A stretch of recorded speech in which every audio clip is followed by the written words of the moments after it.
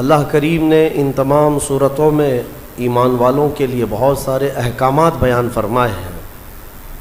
شروع میں جو سورہ مجادلہ ہے، ویسے تو مجادلہ تکرار کرنے کو کہتے ہیں، بحث کرنے کو کہتے ہیں، جھگڑا بھی ہوتا ہے۔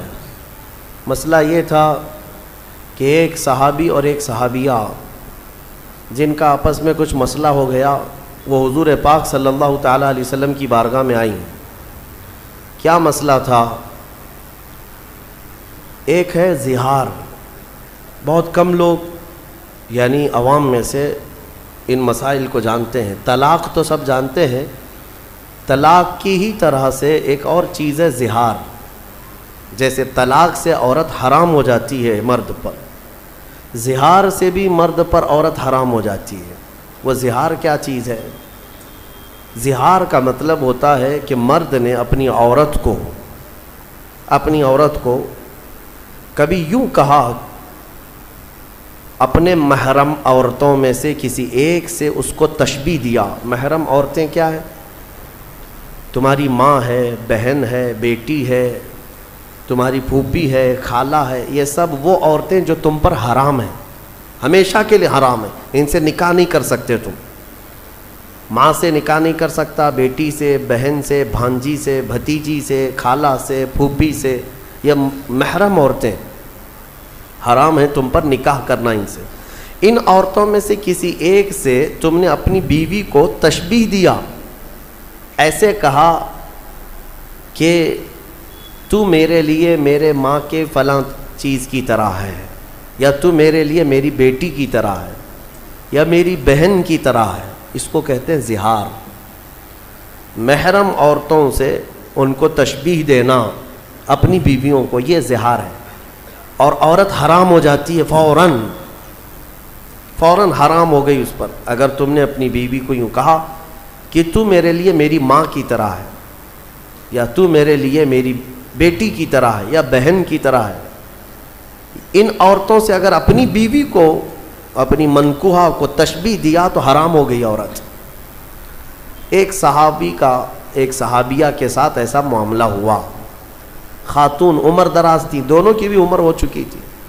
وہ روتے ہوئے حضور پاک صلی اللہ علیہ وسلم کی بارگاہ میں آئیں، کہا کہ اتنے سال تو ہم اچھے خاصے رہے، اب جا کر کے میرے شوہر نے مجھے یوں کہہ دیا ہے کہ تو میرے لیے میری ماں کے مثل ہے، کیا کریں؟ تو وہ آ کر کے حضور پاک صلی اللہ علیہ وسلم کی بارگاہ میں بار بار سوال کر رہی تھی، تو رسول کریم صلی اللہ تعالیٰ علیہ وسلم وحی کے اترنے کے انتظار میں تھے کہ اللہ تعالیٰ اس کا حکم کیا فرمائے گا۔ تو اللہ تعالیٰ نے پوری سورہ اتار دی، قد سمع اللہ قول التی تجادلک فی زوجہا۔ تحقیق کہ اللہ نے اس خاتون کی بات سن لی جو اپنے شوہر کے معاملے میں آپ سے بحث کر رہی ہے، وتشتکی الی اللہ، اور اللہ کی بارگاہ میں شکایت کر رہی ہے کہ میرا معاملہ کیا ہے، بتا دیا جائے۔ تب رب تبارک و تعالیٰ نے پورے احکامات اس میں بیان کر دے کہ عورتوں کو اگر کسی نے اپنے ماں کے مثل کہا تو پہلی بات تو یہ، عورتیں تمہاری نہ ماں ہیں، نہ تمہاری بیٹیاں ہیں، نہ تمہاری بہنیں ہیں۔ اس طرح کی بات کہنا حرام ہے۔ لیکن اگر کسی نے ایسا کیا ہے تو اب یہ زہار کے بعد واپس عورت کو حلال ہونا ہے تمہارے نکاح میں، تو اس کے لیے کیا ہے؟ توجہ چاہتا ہوں۔ اللہ تبارک و تعالیٰ کا حکم ہے کہ 60 روزے رکھے گا کنٹینیو۔ والذین یظاہرون من نسائہم ثم یعودون لما قالوا فتحریر رقبۃ من قبل ان یتماسا۔ پہلے تو یہ ہے کہ ایک غلام آزاد کرے، غلامی کا دور ہے نہیں۔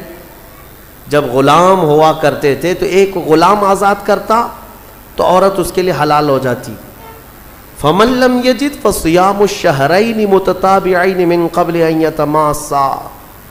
اور غلام آزاد کرنے کی طاقت نہیں ہے تو رب تعالیٰ فرماتا ہے 60 روزے رکھے کنٹینیو مرد، 60 روزے رکھے گا۔ وہ بھی کیسے؟ ایک بھی اگر بیچ میں چھوڑا تو پیچھے کے سب پھر غائب، پھر سے اسے کنٹینیو کرنا پڑے۔ اور ان 60 روزوں کے درمیان شوہر اور بیوی ایک دوسرے کو چھوئیں گی بھی نہیں۔ ہاں، زہار اس کو معمولی نہ سمجھے۔